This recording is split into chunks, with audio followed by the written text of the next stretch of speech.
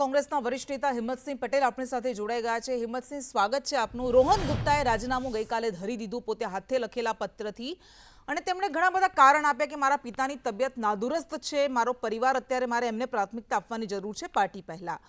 અસલી કારણ આપને શું લાગે છે? આપની પાસેથી અસલી કારણ જાણવું છે। 2019 ની અંદર પણ એમને ઈચ્છા વ્યક્ત કરી હતી કે જો પાર્ટી કે તો હું લોકસભા લડવાની મારી તૈયારી છે। સમાવ એ વખતે પાર્ટીમાં નિર્ણય ના થઈ શક્યો।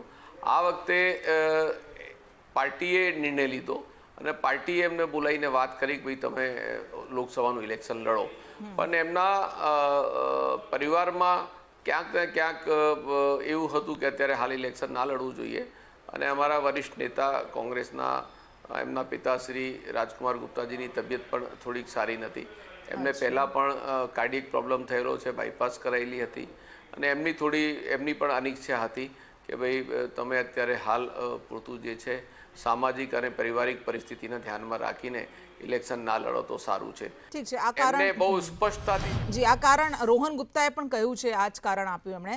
પણ એમના પિતા રાજકુમાર ગુપ્તા જેઓ પણ વરિષ્ઠ કોંગ્રેસી રહ્યા છે, 4 દાયકા સુધી એમણે કોંગ્રેસમાં સભ્ય હતા, અલગ અલગ હોદ્દાઓ પર હતા, એમણે આવી સ્થિતિમાં એમનું આરોગ્યનું સંકટ ચાલી રહ્યું છે ને એમણે રાજીનામું ધરી દીધું, તો એમણે કેમ રાજીનામું ધર્યું?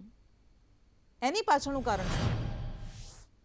હવે એ તો અત્યારે પરિસ્થિતિ એવી છે કે અમે હોસ્પિટલ જ્યારે અમને મુલાકાતે ગયા ત્યારે એ ઓક્સિજન ઉપર હતા, એ કંઈ અમારી સાથે ચર્ચા કરી શકે, બોલી શકે એવી એમની મેડિકલી પરિસ્થિતિ નથી, તો એ બાબતમાં એમની સાથે કંઈ ચર્ચા વિચારણા નથી થઈ શકી અમારી, અને એ વાતમાં હું કંઈ વધારે એમાં કંઈ કહી ના શકું કે કયા કારણોસર એમને આવું લખ્યું છે।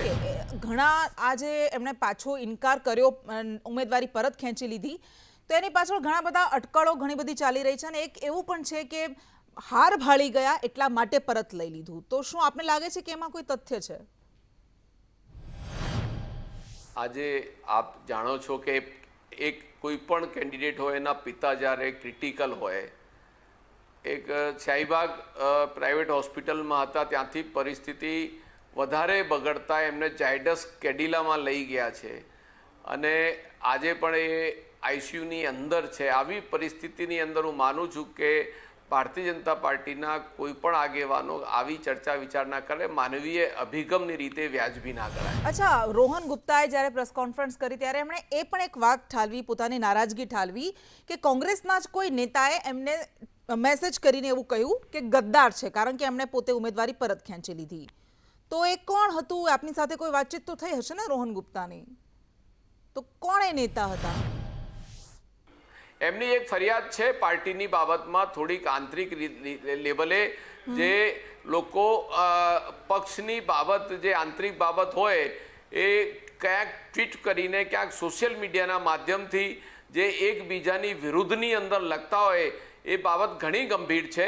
એટલે રોહનભાઈ ગુપ્તાએ જે પણ વાત કરી છે એ વાત અમારા ધ્યાન ઉપર લાવશે અને અમને લેખિતની અંદર જાણ કરશે, તો આવા જ વર્ગ કે આવા કોઈ પણ મોટા કદના ગજના નેતા હોય એની ઉપર અમે એક્શન લેતા વિચારીશું નહીં, અને ચોક્કસ રીતે એક્શન લઈશું। ઓકે, ચોક્કસ એક્શન લેશો આપ કહી રહ્યા છો, પરંતુ હવે આપણે પાછી ચૂંટણી પર આવીએ। જ્યારે રોહન ગુપ્તાનું નામ ચાલતું હતું ત્યારે એક અન્ય નામ હતું જેના નામ પર પણ અટકળો હતી, અને એ હતું હિંમતસિંહ પટેલનું નામ। હવે રોહન ગુપ્તાએ ઉમેદવારી પરત ખેંચી લીધી છે, તો શું આપ ચૂંટણી લડવાના છો હિંમતસિંહ, અમદાવાદ પૂર્વ બેઠક પરથી? જુઓ, હું અમદાવાદ શહેરમાં મારું જાહેર જીવન બહુ લાંબુ રહ્યું છે। હું મેયર રહ્યો, કોંગ્રેસ પક્ષ કોર્પોરેશનમાં વિરોધ પક્ષનો નેતા રહ્યો છું, ધારાસભ્ય રહ્યો છું, સંગઠનમાં જુદી જુદી જગ્યાએ મેં કાર્યકારી અધ્યક્ષ પ્રદેશના પહોંચીને આજે પાછો શહેર કોંગ્રેસ પ્રમુખ થયો છું। 2014માં લોકસભા પણ લડ્યો છું। એટલે સ્વાભાવિક રીતે હું જ્યારે પાર્ટીની અંદર જે પદ ઉપર કામ કરી રહ્યો છું, તો કાર્યકર્તાઓથી લઈને તમામ લોકોની નજર મારી ઉપર હોય, પણ આજે મારી જવાબદારી અમદાવાદ શહેરની 4 લોકસભા છે।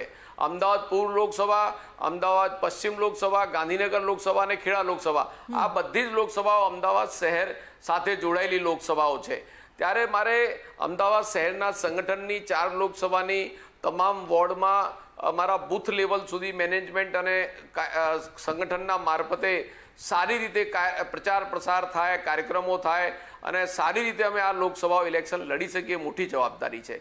કે વિધાનસભા કે સંસદ હોય એ તમામની પેનલો બનતી હોય છે અને એ પેનલોની સ્ક્રુટની થતી હોય, સ્ક્રીનિંગ થતું હોય અને પેનલો ઉપર નામના ડિસ્કશન થતું હોય. એમાં પ્રભારી શ્રીઓ, અમારા પીસીસીના પ્રમુખ શ્રી, CLP, સ્ક્રીનિંગ કમિટીના જે પણ ઓફિસ બેરર હોય, અમારા નેશનલ જે રાજ્યના પ્રભારી હોય, આ બધા જ એમાં વિચાર વિમર્શ કરીને પછી કોઈ નિષ્કર્ષ ઉપર આવતા હોય છે. તો અત્યારે જે રોહનભાઈએ ના પાડી છે, તો જે પેનલો બની છે, પેનલમાં બીજા અનેક નામો છે, એ નામમાંથી પસંદગી ઉતારવામાં આવશે અને પાર્ટી જે નિર્ણય કરશે, પાર્ટી સર્વોપરી છે નિર્ણય. આપે ટાળી દીધો જવાબ. મેં એવું પૂછ્યું હતું કે તમે લડશો કે કેમ. જો તમને ટિકિટ આપવામાં આવે છે તો તમે લડશો કે કેમ, કે પછી ભરતસિંહ સોલંકીની જેમ કે જગદીશ ઠાકોરની જેમ તમે ના પાડી દેશો કે ભાઈ મારે નથી લડવું?